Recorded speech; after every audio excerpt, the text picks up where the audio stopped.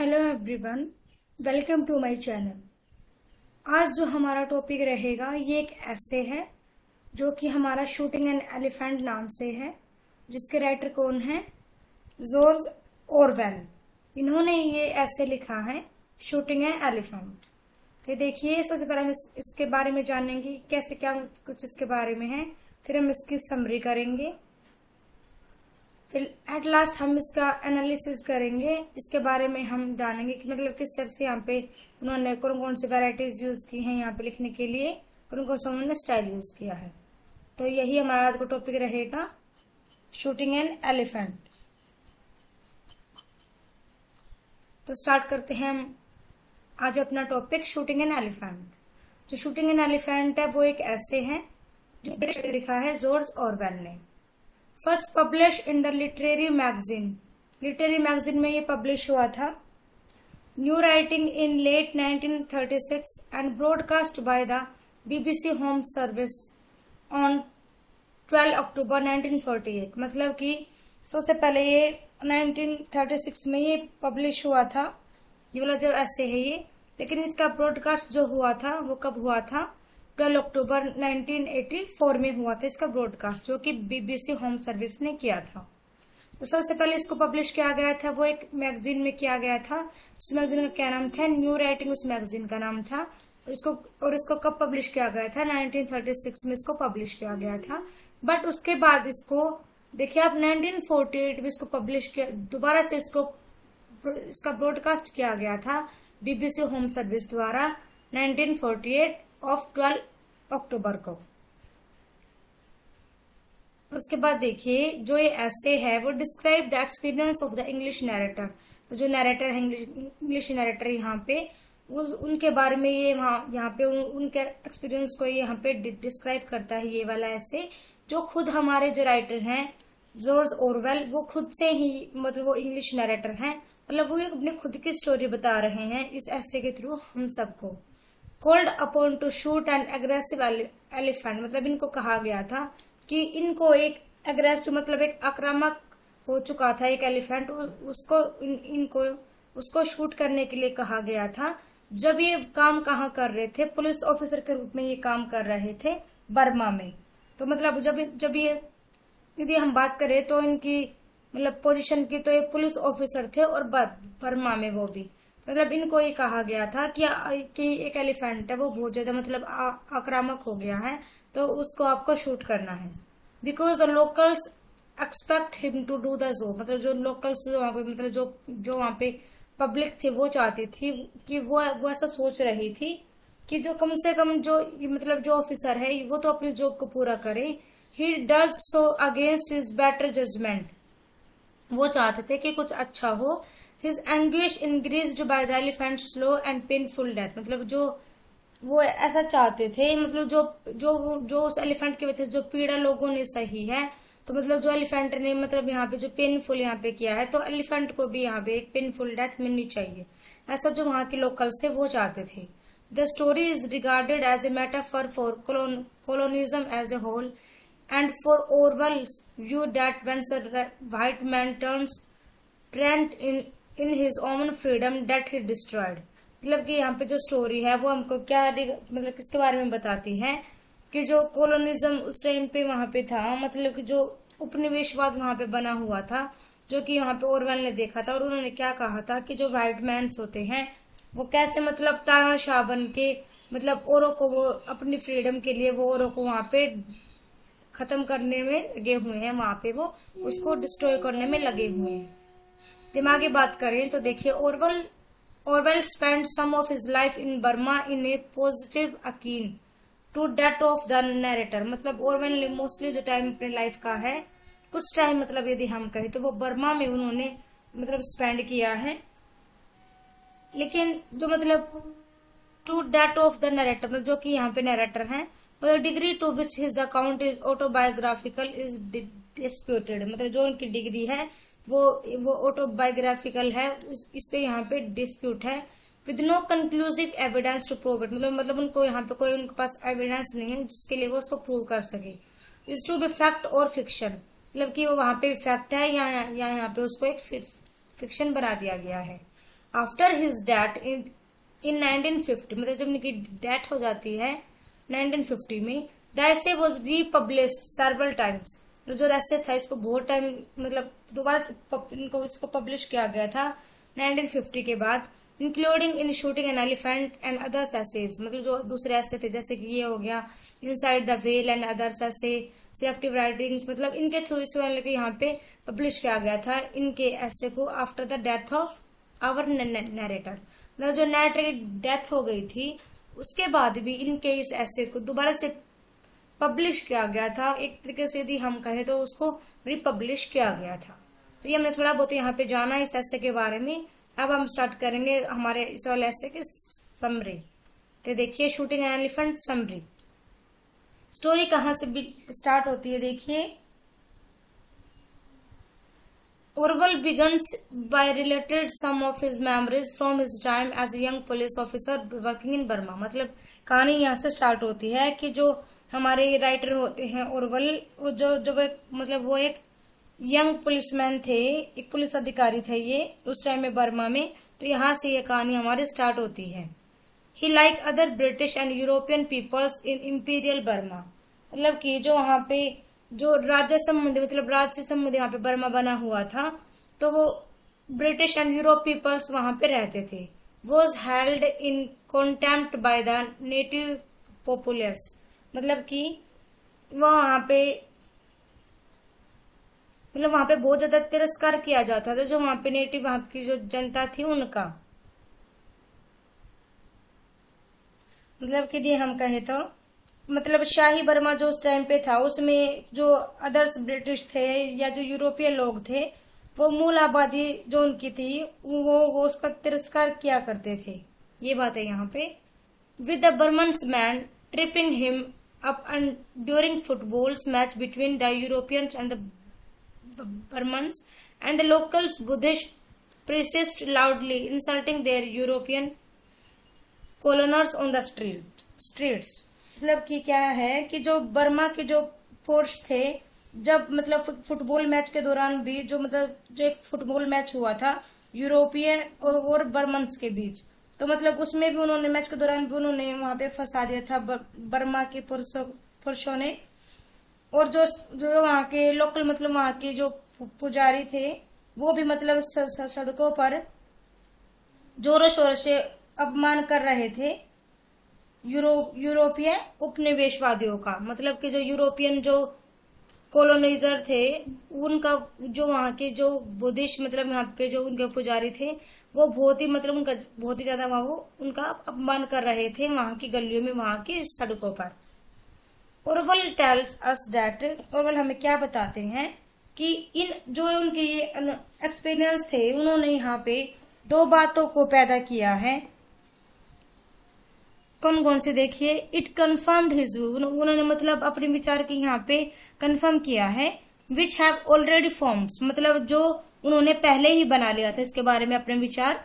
That imperialism was evil, उन्होंने क्या कहा है कि जो साम्राज्यवाद होता है, जो साम्राज्यवाद या इम्पेरियलिज्म जो होता है वो बहुत ही बुरा होता है। But it also inspired a hatred of the enmity between the Europeans imperialist and their native subjects. But क्या कहा उन्होंने कि लेकिन जो यूरोपियन जो साम्राज्यवादी थे यहाँ पे और जो वहाँ के मूल निवासी थे उनके बीच में जो एक दुश्मनी सी बन गई थी ना, तो उसने वहाँ की जो नफरत फैला दी थी वहाँ पे, उसने वहाँ की नफरत को यहाँ पे प्रेरित कर दिया था। इसके अलावा देखिए of course these two things are related and Orwell understands why the Buddhist priests have hate living under European rules. मतलब कि बेशक यदि हम यहाँ पे दो चीजों के बारे में हमने बात की, लेकिन ओरवल हमको क्या समझाते हैं यहाँ पे कि जो बुद्ध वहाँ पे पुजारी थे वो यूरोपियन जो शासन के तहत रहने से नफरत क्यों करते थे। वो ये कहना चाहते हैं कि जो बुद्धिस्ट जो वहाँ के जो पुजारी थे वो नफरत क्यों करते हैं, वो मतलब वो नफरत क्यों फैला रहे हैं यूरोपियन शासन को लेके। इसके अलावा देखिए he is sympathetic towards such A view, मतलब यहाँ पे जो ओरवेल है वो बहुत ही मतलब एक अच्छा यहाँ पे दृष्टिकोण रखते हैं, सहानुभूति वाला, सिंपैथी वाला। But it is not pleasant, मतलब ये यहाँ पे मतलब ये कोई यहाँ पे अच्छी बात नहीं है, कोई खुशी की बात नहीं है। When yourself are personally the objects of ridicule or contempt, मतलब कि जब आप खुद के लिए व्यक्तिगत रूप से आप मतलब तिरस्कार के पात्र हो आप, तो मतलब आप यहाँ पे सहानुभूति दिखा रहे हो, तो मतलब ये कोई अच्छी बात तो है नहीं। ये कह रहे हैं हमारे यहाँ पे writer. He find himself caught in the middle between, उन्होंने अब खुद को भी पाया किसके बीच में, देखिए हेटर्स ऑफ द एम्पायर, मतलब कि उन्होंने साम्राज्य जो भरा हुआ बिल्कुल नफरत से, उन्होंने उसके बीच में अपने आप को भी फंसा हुआ पाया।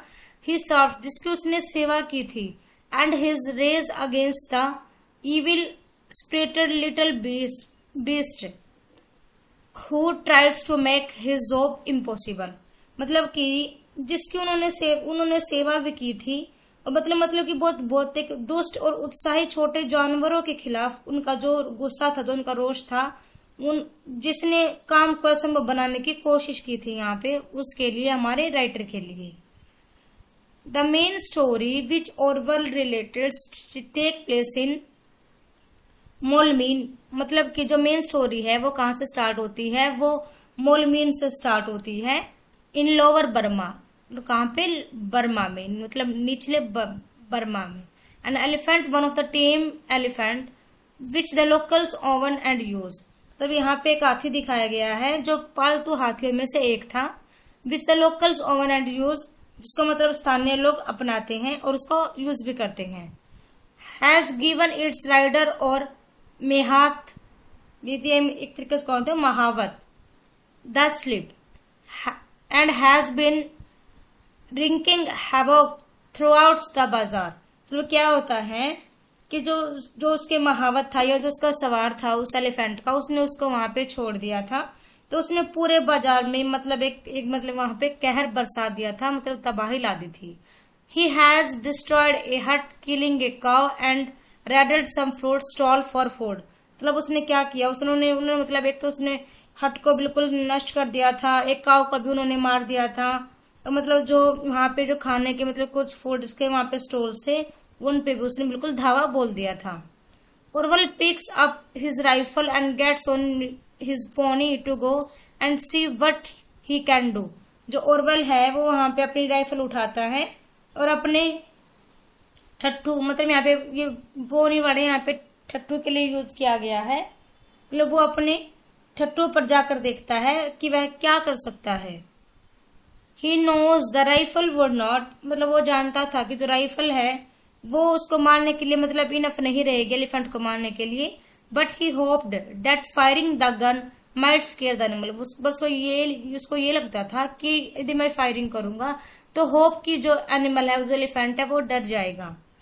Oravel discovers that the elephant has just trembled a man, मतलब जो ओरवेल को क्या पता चला था कि हाथी ने एक आदमी को एक कूली को नेटिव लेबरर, मतलब उसको इन्होंने to the ground killing him, मतलब कि जो ग्राउंड से उसको पता चला था कि जो एलिफेंट है उसने एक आदमी, एक कूली और एक देसी मजदूर को जमीन पर पटक कर मार दिया था।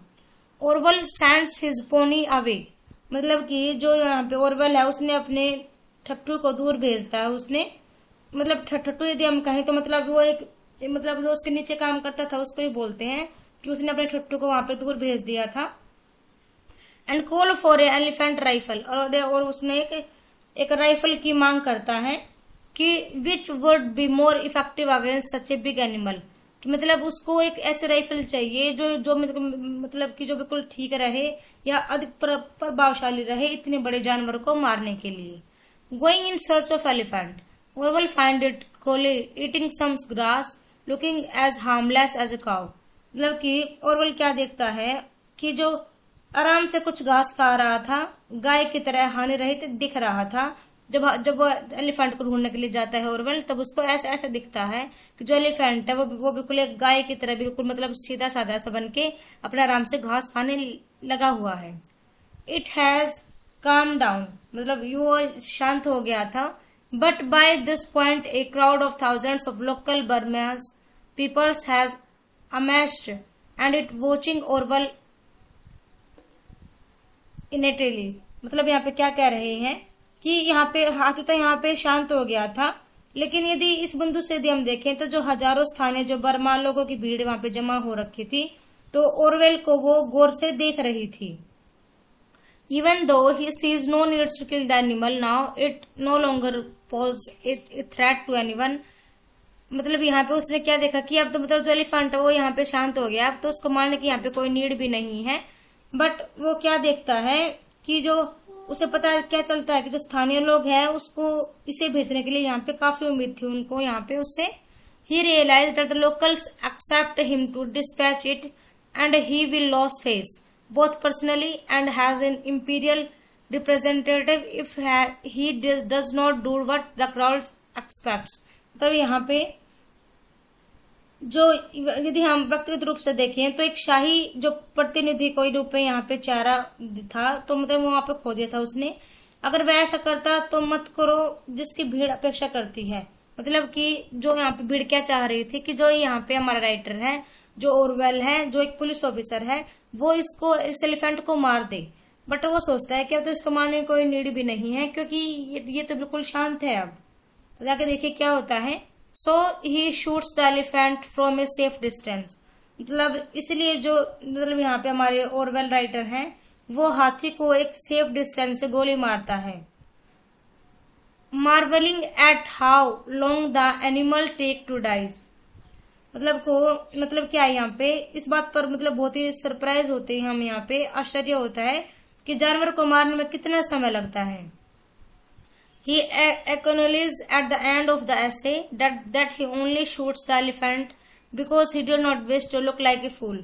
मतलब कि इस ऐसे के लास्ट में क्या होता है, मतलब क्या बात स्वीकार करता है हमारा राइटर कि उसने हाथी को केवल इसलिए मारा क्योंकि वह मूर्ख की तरह नहीं दिखना चाहता था। मतलब इसी के साथ हमारी यहाँ पे स्टोरी की समरी फिनिश हो जाती है।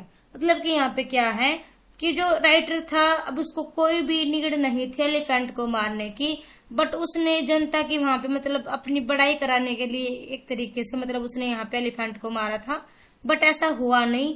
लार्ज एटलस सबने उसको फूल ही समझा, उसको मूर्ख ही समझा था। तो ये समझ हमारे पूरी हो जाती है। अब देखते हैं हम आगे इसका कॉम्प्रिहेंसिंग द एसे। देखिए यहाँ पे एप्रिसिएशन की बात की गई है। जो ओरवेल राइटर है उन्होंने यहाँ पे shooting an elephant about a decades after he left Burma in 1936। उन्होंने कब लिखा था ये वाला ऐसे, जब उन्होंने 1936 को अपने मतलब यहाँ पे उन्होंने छोड़ दिया था यहाँ पे बर्मा को, उसके बाद उन्होंने लिखा था। Earlier to this he had written a novel, उन्होंने एक नोवेल भी लिखी थी, and an essay called hanging in which he describes the background of events. मतलब उन्होंने बाद में एक ऐसे भी लिखा था जिसमें मतलब हैंगिंग नाम से, जिसमें उन्होंने बाद में यहाँ पे इसके बैकग्राउंड को जो यहाँ पे इवेंट्स हुए थे इस वाले मतलब ऐसे में शूटिंग एन एलिफेंट में, इसके वहां पे उन्होंने बैकग्राउंड के बारे में बताया है। तरफ देखिए वेराइटीज ऑफ प्रोज, यहाँ पे नैरेटिव मोड्स है, एक्सपोजिटरी मोड्स का भी यूज किया गया है, डिस्क्रिप्टिव मोड का भी यहाँ पे यूज किया गया है। इसके अलावा यहाँ पे मेटाफर्स वगैरह भी अच्छे से यूज किए गए हैं इस वाले ऐसे में। यदि हम स्टाइल की बात करें तो जो यहाँ पे जो लैंग्वेज यूज की गई है वो बिल्कुल क्लियर है, बिल्कुल ट्रांसपेरेंट है। यदि हम देखें तो यहाँ पे जो लैंग्वेज है वो used as per the needs of occasion के अकॉर्डिंग यहाँ पे यूज किया गया है लैंग्वेज को। As the language can not be separated from its meaning and sentences. मतलब जो यहाँ पे लैंग्वेज यूज की गई है वो मतलब यहाँ पे कोई सेपरेट मीनिंग वो रखते नहीं है, जैसा कहा गया है उसके लिए ही वैसे वर्ड्स का ही यूज किया गया है। तो ये हमारी मतलब यहाँ पे स्टोरी थी कि मैंने आपको कराई यहाँ पे। तो आई होप कि आपको समझ में आ गई होगी, इजी थी। तो एक बार दोबारा से थोड़ा सा बता देती हूँ मैं आपको इसके बारे में। देखिए आज हमने किया है शूटिंग एन एलिफेंट ऐसे, जो कि जॉर्ज ऑरवेल ने लिखा था। जो ये वाला ऐसे है ये आपको पता चल गया होगा कि उन्होंने लिटरेरी मैगजीन में लिखा था जिसका नाम था न्यू राइटिंग में 1936 में, बट बाद में इसका ब्रॉडकास्ट किया गया था बीबीसी द्वारा 1948 में। तो हमने इसके बारे में देखा कि मतलब कैसे मतलब एक अग्रेसिव एलिफेंट था जो जब किस टाइम पे जब जो हमारे ओरवेल थे वो बर्मा में पुलिस ऑफिसर थे, बट ये अपनी राइफल उठाते हैं और उसको मारने के लिए निकल पड़ते हैं। बट ये जब उसको तलाश करते हुए जाते हैं तो ये देखते हैं कि अब कोई नीड नहीं है एलिफेंट को मारने की, तो मैं इसको क्यों मारूं। बट जो वहां पे बहुत सारी क्राउड वहां पे इकट्ठी हो रखी थी, वो सोच रही थी कि ये ऑफिसर आया है तो मतलब ये कुछ ना कुछ तो जरूर करेगा इस एलिफेंट के रिगार्डिंग। तो इसी वजह से जो ये हमारे राइटर थे, इसने मतलब एक सेफ डिस्टेंस से उस एलिफेंट को मार दिया था। बट उसको मारने की वहां पे कोई भी नीड नहीं थी।